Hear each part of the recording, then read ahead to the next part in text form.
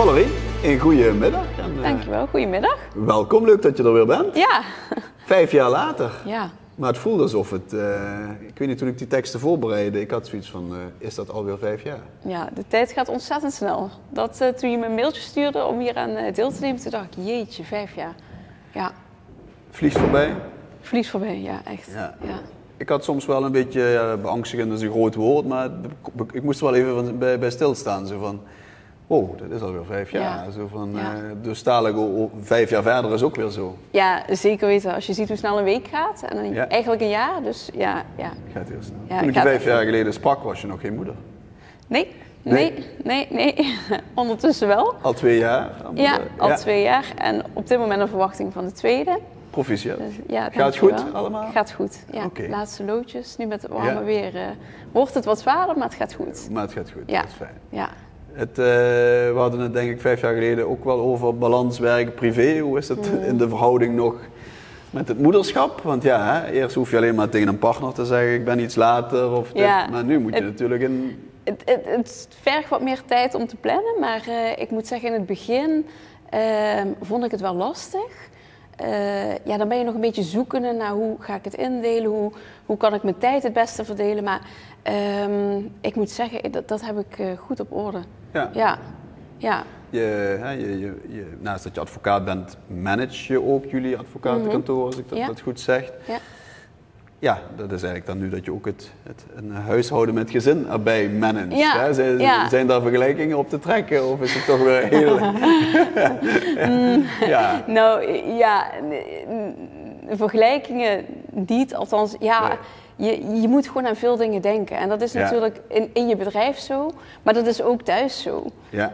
Dus in het begin, moet ik zeggen, was dat zoeken. Ja. Maar ik heb daar redelijk de balans in gevonden. Okay. En ook, je wilt je werk niet tekort doen. Nee. Maar je wilt je thuissituatie of je gezin en vooral je kind niet tekort doen. Maar is dat niet net een heel dunne lijn tussen, je weet dat... Zeker in de babytijd gaan ze om 7 uur slapen en het is 6 uur en je zit op kantoor. Ja, als ik nu niet naar huis ga, dan zie ik hem vandaag niet meer. Ja, maar ik wil die dossier ook afmaken. Ja, maar daar heb ik op een gegeven moment een weg in gevonden om te denken, oké, dan ga ik wel op mijn gemak naar huis.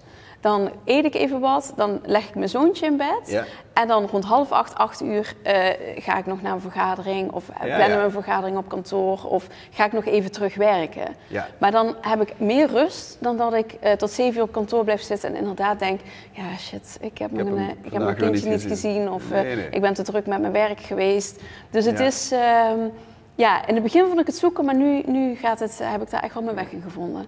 Ja. En weet iedereen ook, op een gegeven moment is het ook denk ik een beetje aangeven binnen je bedrijf hoe je het wil. Ja, precies.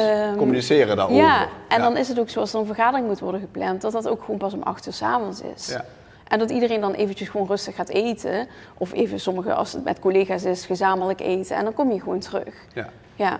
En dat is natuurlijk dan een voordeel dat je bedrijf zelf runt, wat van jezelf is, dat je dat misschien nog iets makkelijker kan sturen dan dat je ergens een medewerker zou zijn. Ja, zeker. Zeker.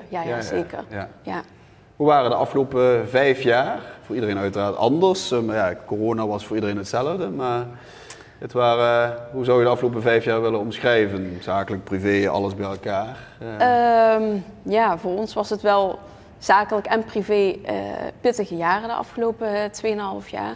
Ja, je maakt natuurlijk een planning, of althans je probeert je toekomst uit te stippelen. Zoals we zijn een familiebedrijf en we hadden, of althans mijn broer en ik gingen in het bedrijf werken.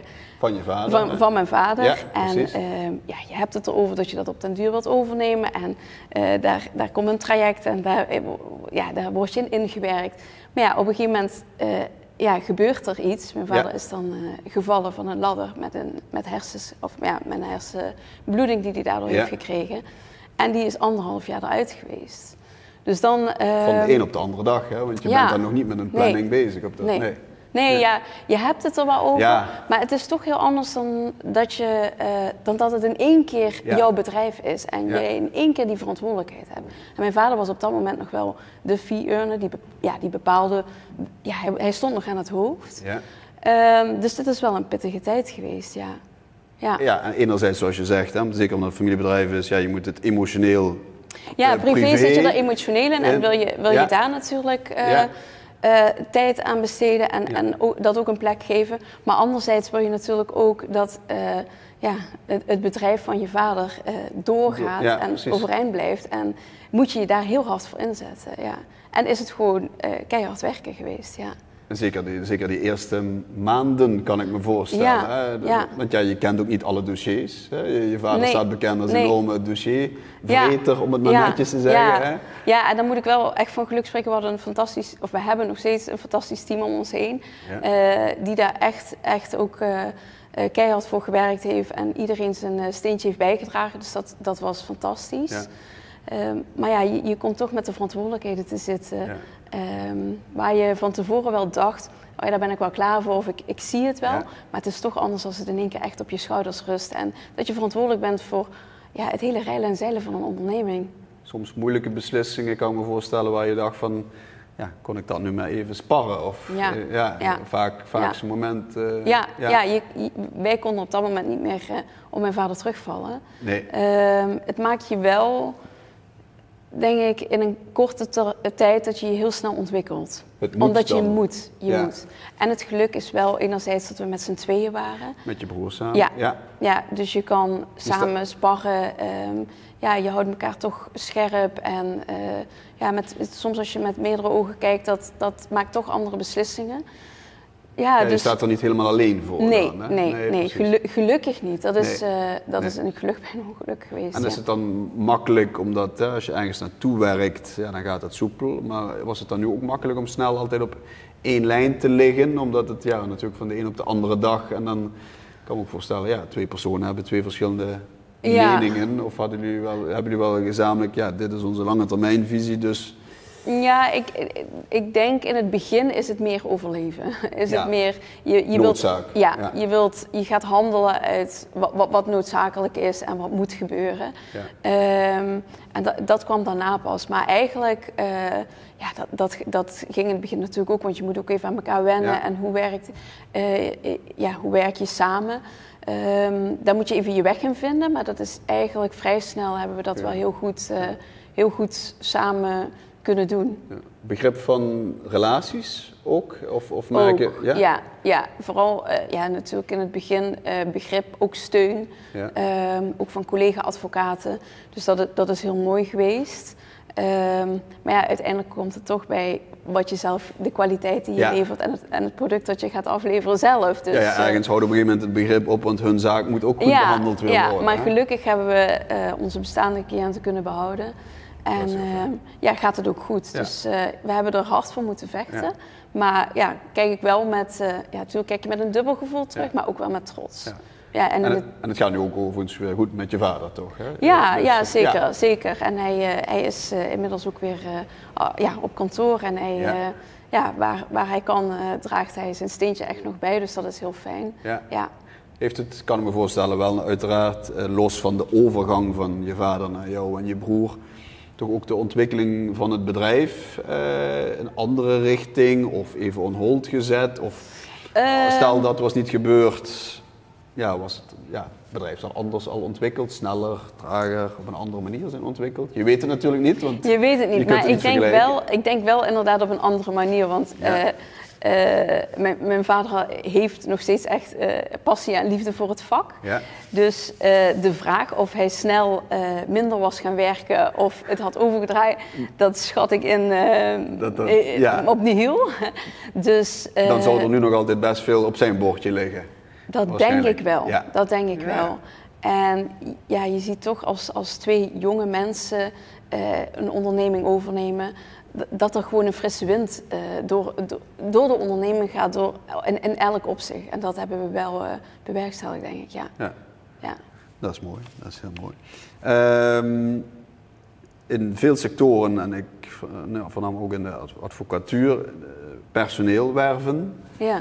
In jullie sector ook lastig, of staan ze in de advocatuur per 2 opgesteld voor de deur van we willen weer beginnen? Nee, absoluut niet. Ja, als je kijkt naar studenten natuurlijk. Ja. Maar ervaren advocaten, die moet je echt zoeken. Ja. Wat ik wel vaker hoor is dat ook veel advocaten, een gedeelte advocaten ook dan uit de advocatuur stapt en eigenlijk eerder in het commerciële bedrijfsleven gaat als jurist en dan vaak met de verklaring van ja, de werkbalans, werk, privé, niet nachtenlang doorspitten voor zaken voor te bereiden. Ja. Dus wel de juridische kennis gebruiken, maar niet meer als advocaat. Is dat ook een trend die jij ziet? Of dat je het best Gelukkig binnen ons kantoor niet. Nee. Maar rondom je hoor je dat, zie je dat best wel? Ja, je hoort het wel. Ja. Maar nee, ik zie ook wel heel veel advocaten die gewoon echt op hun plek zitten, die ook gewoon blijven zitten en in de advocatuur blijven. Maar het zijn overwegingen die sommige advocaten wel maken, ja. Wat jullie de afgelopen 5 jaar hebben meegemaakt, zo'n situatie maakt je ook wel, denk ik, heel snel volwassen, zowel zakelijk als privé. Ja. Hè? De reeks heette 5 jaar geleden Xavier ontmoet jonge ondernemers. Ja. Zie je 5 jaar later, misschien qua leeftijd nog als een jonge ondernemer, maar ik denk dat je jezelf wel qua bagage en qua ervaring niet meer als jong ziet, maar toch wel al als een gevestigde ondernemer. Niet? Ja, je leert heel snel op eigen benen staan. Ja, en toch heb je het 1,5 jaar met z'n tweeën moeten doen. Waardoor je inderdaad, je bent nog steeds een jonge ondernemer en dat beseffen we ons ook heel goed hoor. Maar we hebben wel een situatie gehad waar je op niemand terug kan vallen. En dan word je wel snel volwassen. Ja. Je zei 5 jaar geleden ook wel, dan zit mijn broer of ik bij iemand, dan moeten we toch eerst al eens eerste stap overwinnen om het vertrouwen te winnen omdat we jong zijn. Ja. Om een zaak te kunnen krijgen of dat ze onze filosofie begrijpen of onze argumentatie. En daarna moeten we nog een keer overtuigen van dus eerst de leeftijd en dan ook vakinhoudelijke kennis. Terwijl het eigenlijk alleen maar op vakinhoudelijke kennis zou mogen. Ja. Is dat nu nog altijd of merk je dat nu toch al een beetje minder worden? Dat merk ik minder worden. Ja. Althans, ik merk het niet meer, maar misschien omdat ik me daar zelf ook niet meer zo bewust van ben. Okay. Dus dat zou ook natuurlijk kunnen dat je het je op dit moment zo eigen hebt gemaakt dat je daar zelf niet meer mee bezig bent. Natuurlijk als je net begint en nog eigenlijk onder de hoede van je vader werkt op dat moment, dan ervaar je dat ook anders. En nu denk ik dat het ook een andere beleving is. Ja, oké. Dus dat was een enorme impact de afgelopen 5 jaar. Corona heeft in jullie sector niet echt impact gehad. Privé natuurlijk wel, maar zakelijk? Ja, zodanig dat je wel gewoon een verandering in het werk hebt. Of in het werk hebt gezien. Okay. Je ziet dat in één keer heel veel digitaal mogelijk is, wat in ons vak eigenlijk in beginsel niet van de grond kwam. Tot een paar jaar geleden werkte de rechtbank nog met de fax, volgens mij. Niet? Die is er inmiddels niet meer. Nee, niet meer. Oké. En mag je zelfs e-mailen. Oh, ja. Dus, maar ook alles dat via Teams kan of Zoom of wat je er ook voor gebruikt. Maar dat was voor corona, dat ging niet. Als er werd gezegd digitaal vergaderen, was het niet. Dat gaat niet. En nu alles is mogelijk. Gelijk hetzelfde met het thuiswerken. Ja, wij hebben nu advocaten die minimaal 1 dag in de week thuiswerken. Dat was voor corona. Ja, dat misschien ook nog een beetje door mijn vader, of in ieder geval dat het nog niet, of misschien is het een algeheelheid, dat weet ik niet. Nee. Maar dat thuiswerken was, dat bestond niet, dat ging niet. Of dat was wel kantoor. Ja. En dat soort veranderingen zie je nu wel echt, die zijn er gewoon. Ja. Mooi. Zijn er verder binnen de advocatuur, dus niet zozeer binnen jullie bedrijf, nog echt veranderingen als je terugkijkt op 5 jaar? Dus je zegt, we zijn enorm gedigitaliseerd. Hè? Dus niet meer alles met de post, maar mail kan ook. En zijn er nog andere dingen dat je zegt, dat valt me toch wel op dat... Ja, dat was 5 of we hoeven niet precies op 5 jaar tijd te zetten, maar zijn zaken, gaat men eerder een rechtszaak beginnen, duurt het langer, probeert men eerder mediation? Ja, ik denk dat de insteek van de rechtbank veranderd is in die zin dat rechtbanken echt wel aansturen op een regeling, dan wel mediation. Je krijgt nu ook heel vaak voorafgaand aan een zitting van wil je niet meewerken aan mediation. Dus ik denk wel dat een verandering is en die zich ook verder gaat uitbreiden. Okay. een verandering waar je achter staat? Dat je zegt, ja, zeker. Zeker. Ja, buiten dat procederen kost het heel veel geld, maar ook voor mensen kan het mentaal heel zwaar zijn. Ja. En om soms een geschil op te lossen in onderling overleg, waar je allebei water bij de wijn doet, dat kan voor mensen echt wel heel veel betekenen. Ja. Ja, jullie zijn de advocaat van jullie klantrelatie, maar jullie zijn soms ook een beetje de psycholoog, of in ieder geval. Het hangt natuurlijk van type zaak af, maar bij familierecht of zo kan ik me ook voorstellen dat ze ook een soort van uitlaatklep hebben. Hè? Ja. Zeker. Dus en mensen gaan soms ook heel principieel een zaak aan of een procedure beginnen. Maar ja, als het een half jaar of een jaar of 1,5 jaar of soms nog langer, 2 jaar, en de wachttijden bij de rechtbank zijn soms vrij lang. Zijn ze zo lang tegenwoordig? Ja. Zo. Ja, dus dan kan het best wel zwaar worden, emotioneel of mentaal in ieder geval. We gaan eens even kijken, Valerie, naar 1 of 2 fragmenten van 5 jaar geleden. Zaten we bij Château Neerkan, bij Camille Ooswegel. Dat was volgens mij een mooie dag, als ik me niet kan herinneren. Ja. Nu trouwens ook weer een mooie dag, dus we moeten vaker afspreken, hè? Dan is het altijd goed weer. Ik heb even 2 fragmenten erbij gehaald van enkele uitspraken.